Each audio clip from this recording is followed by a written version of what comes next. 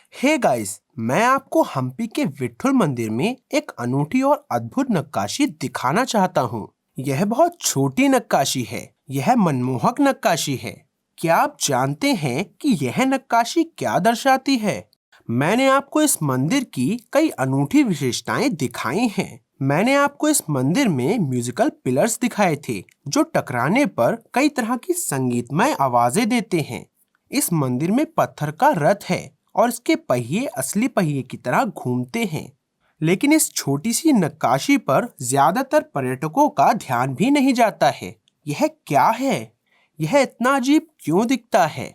भारतीय मंदिर शानदार स्पष्ट विवरण के साथ अपनी सुंदर नक्काशी के लिए जाने जाते हैं, लेकिन यह नक्काशी बिल्कुल अलग है।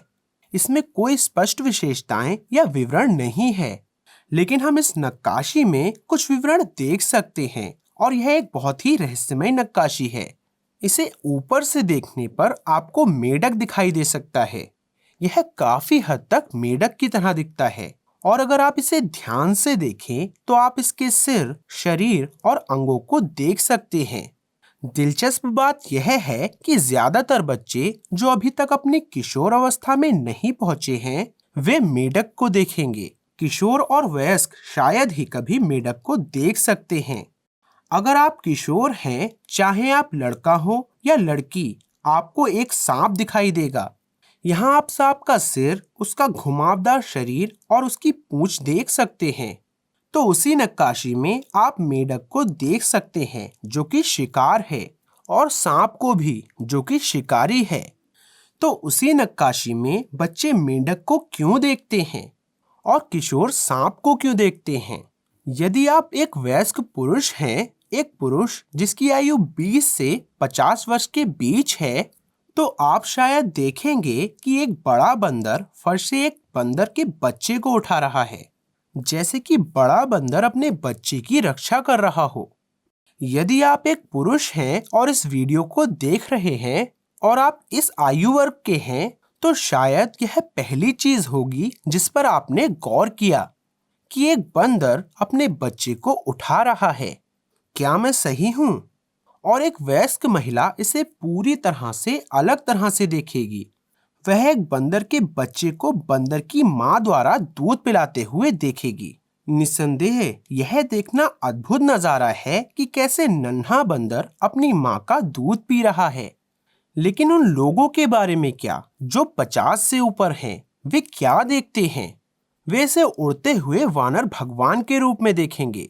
आप उनके 2 पैर हवा में देख सकते हैं और यदि आप ध्यान से देखें तो आप उनकी पूंछ को भी देख सकते हैं। वह कोई और नहीं बल्कि भगवान हनुमान हैं जो दूसरों की सेवा करने की कोशिश कर रहे हैं। और फिर यदि आप अपनी सभी सांसारिक इच्छाओं को त्याग देते हैं, यदि आप बिना किसी भय के मृत्यु का सामना करने के लिए तैयार हैं, अगर आप साधु या सन्यासी हैं, तो आपको कुछ अलग ही दिखाई देगा।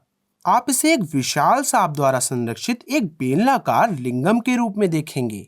यह केवल बहुत बुद्धिमान या बुजुर्ग लोगों द्वारा देखा जाता है।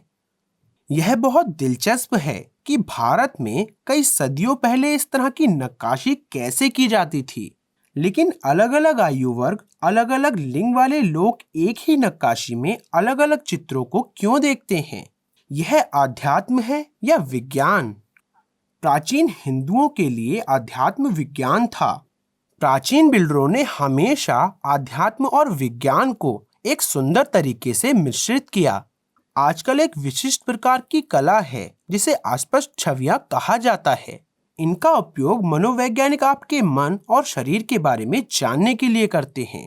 आइए इस तस्वीर पर एक नजर डालते हैं। आप इसमें क्या देखते हैं?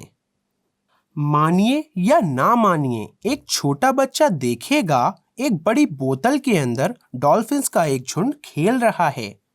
बच्चा कुछ और नहीं देख पाएगा और वह यहाँ तक कि कहेगा कि उसने जो देखा है वही सही है, क्योंकि बोतल पर लगा टैग भी डॉल्फिन्स को स्पष्ट रूप से दिखाता है।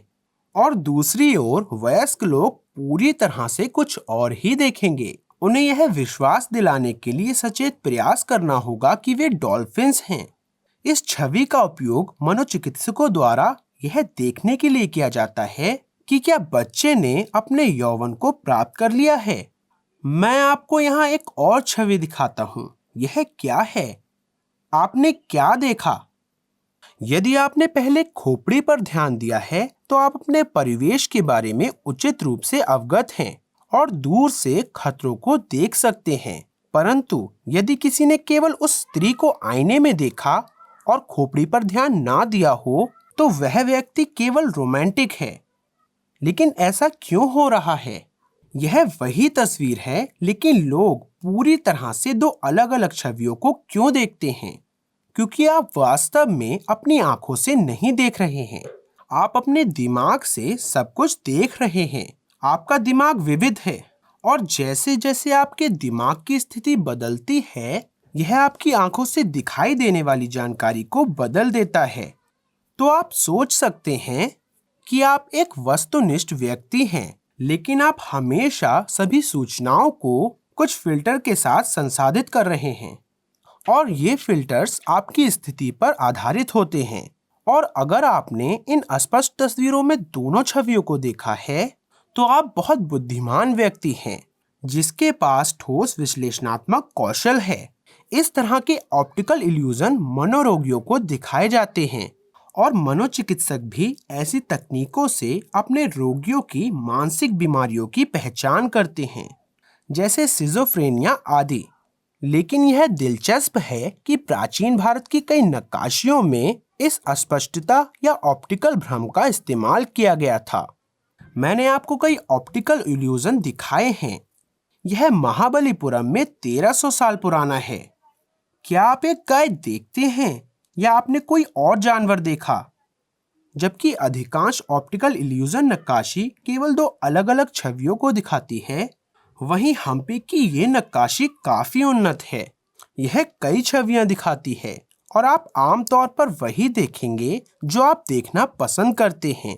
यह आपकी उम्र या लिंग पर निर्भर करता है।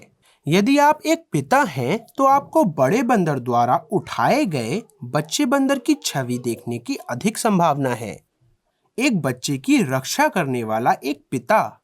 यदि आप एक माँ हैं तो आपको बंदर के बच्चे को स्तनपान कराते हुए देखने की अधिक संभावना है, क्योंकि यही बच्चे के जीवन की कुंजी है।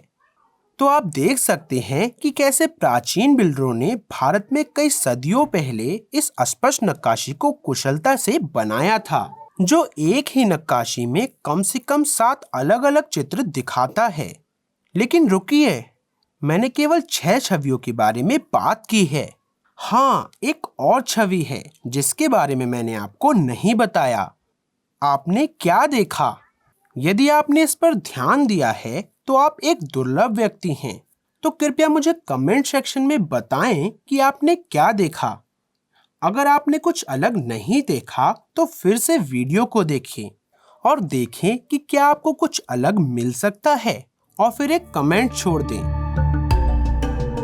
मैं प्रवीण मोहन, वीडियो देखने के लिए बहुत बहुत धन्यवाद। सब्सक्राइब करना ना भूलें और सभी अपडेट्स पाने के लिए घंटी के बटन को भी क्लिक करें। कृपया इस वीडियो को लाइक करें और मैं आपसे जल्द ही बात करूंगा। बाय।